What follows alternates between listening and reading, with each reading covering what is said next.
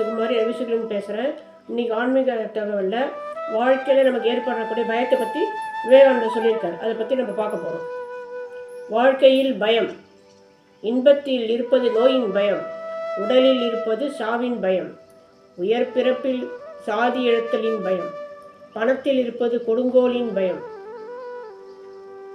இருப்பது பகைவர் பயம், மதிப்பில் அதை இழத்தலின் பயம், அழகில் இருப்பது மூப்பின் பயம்,